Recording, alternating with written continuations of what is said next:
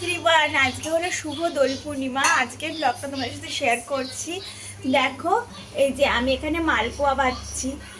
আমি প্রত্যেকবারই না দোলের সময় আমার যেহেতু গোপাল আছেন, তো গোপালের জন্য আমি কিছু না কিছু বানাই। মোস্টলি ওই মালপোয়াটাই বানাই।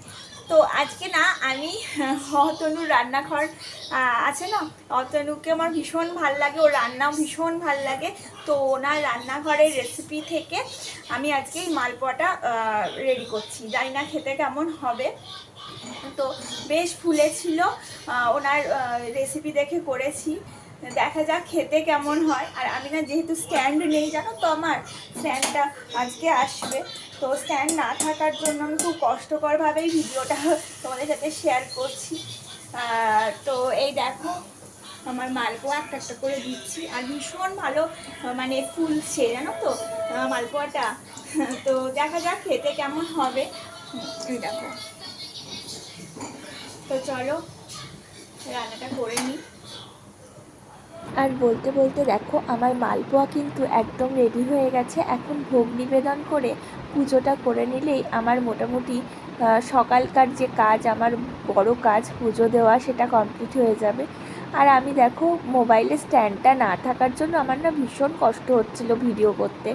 এক হাতে মোবাইলটা ধরে কোনো মতে দেখো আমি ভিডিও করছি। আর গোপালদেরকে তো সুন্দর করে আবির মাখিয়ে একদম লাল করে দিয়েছি। আর সব ঠাকুরের পায়ে আমি আস্তে আস্তে করে মানে আবির দিয়ে প্রণাম করে নিলাম। ছোটোবেলায় কিন্তু এই দোল পূর্ণিমার দিন আমাদের রীতি ছিল প্রথমে ঠাকুরের পায়ে আবির দিয়ে সব বড়োদেরকে প্রণাম করে তারপরে মিষ্টি খেয়ে পুজো মানে দোল পূর্ণিমার যে রিচুয়াল সেটাকে সম্পূর্ণ করে তারপরে কিন্তু আমরা হোলি খেলতাম। দোলটাই কিন্তু আমাদের বাঙালিদের একটা উৎসব। সেই দোলের পরে হোলি আমরা খেলি, তাই কিন্তু মোটামুটি দোলটাই আমাদের জীবনে কিন্তু মানে বড় উৎসব।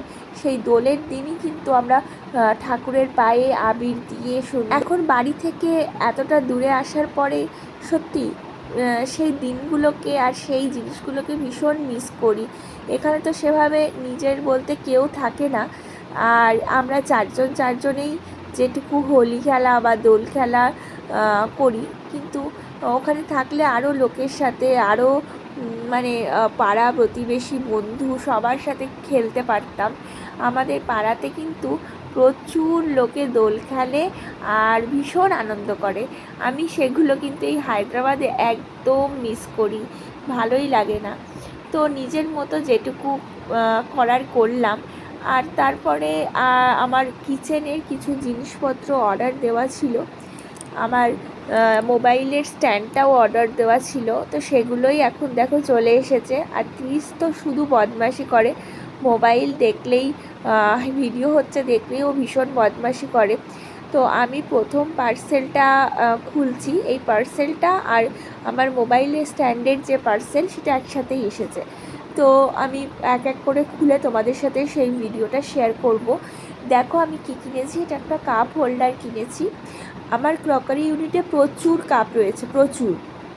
সেই কাপগুলোকে সুন্দর করে অর্গানাইজ করে রাখার জন্যই আমি এই কাপ স্ট্যান্ডটাকে অর্ডার করেছি।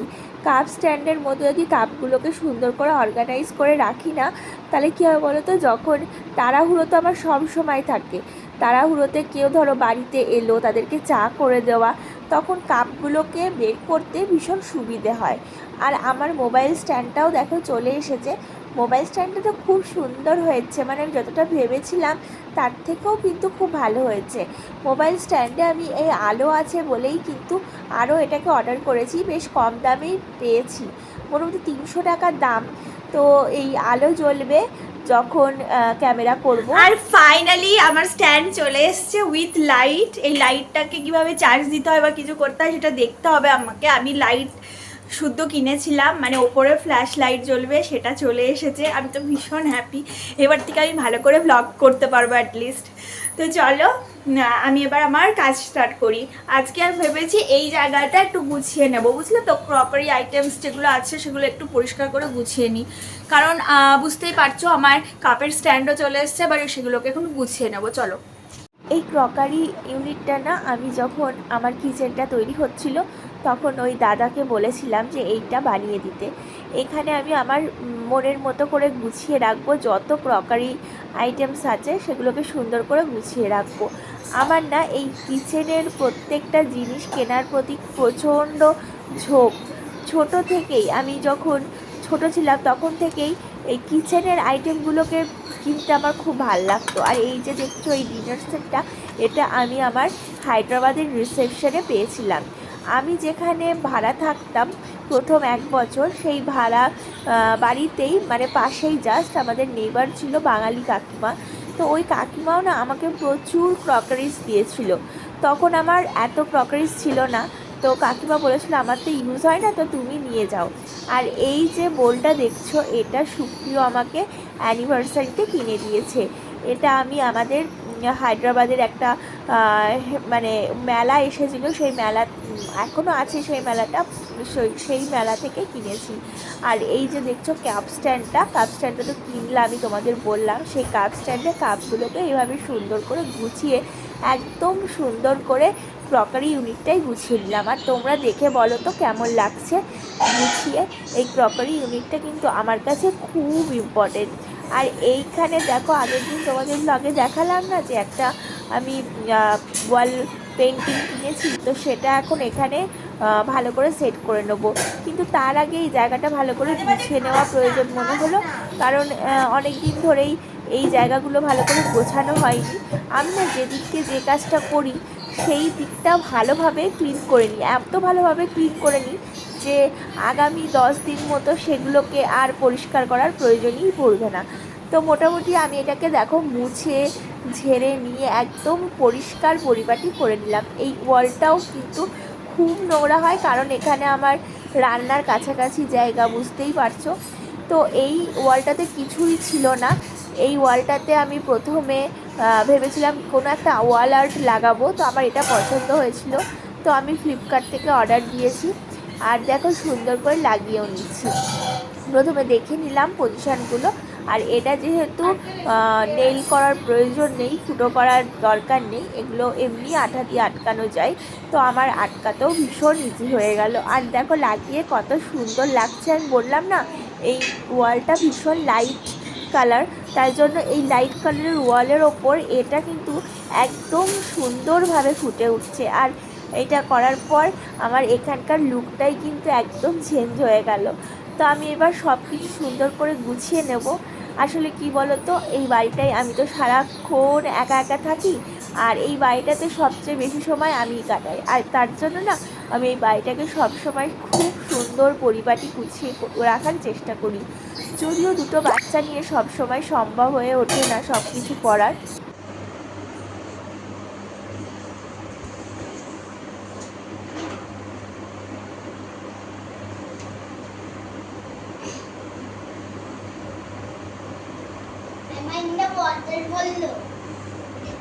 এদিকে এদিকে এদিকে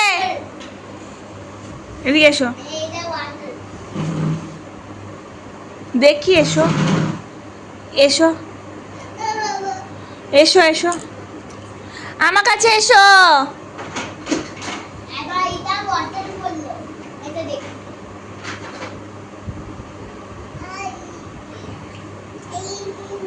পড়ে যাবি, এনে এনে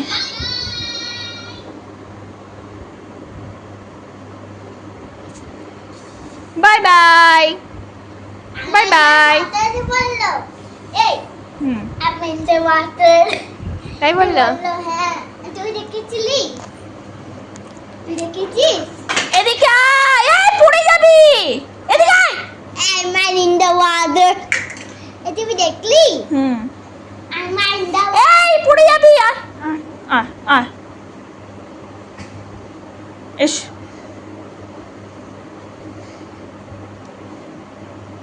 পেয়েছো?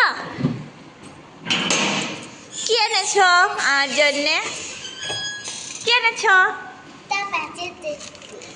এই দেখো এখন কটা তো 10:45 আছে, আমি আবদার করেছিলাম বলে এই দেখো কি এনে দিয়েছে আমাকে। এখন তোরে তা জিনিস দেখবি, এটা হালিম এনে দিয়েছে আমাকে, আর তার সঙ্গে কোল্ড ড্রিঙ্কস। এখন আমরা খাবো, মানে আমি আর ত্রিশ খাবো এটা। কি এ কি করছে ছোট্ট?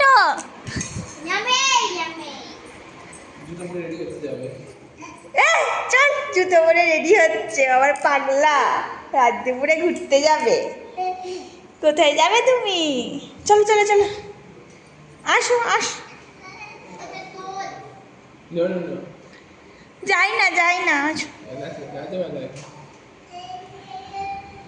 এখন যাবে বলছে। এ আমরা খাই ভাই, আমরা এখন খাই। এই খলি দাঁড়া। ওয়াও, এটা মাটন হালিম তো দারুণ। কি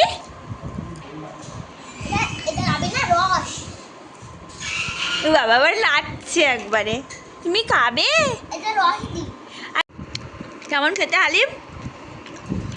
আমরা এখন হালিম খেয়ে নিই। তো চলো এখন মতো ভিডিওটা এখানে এন্ড করছি। খেয়ে নিই। কি দেবো?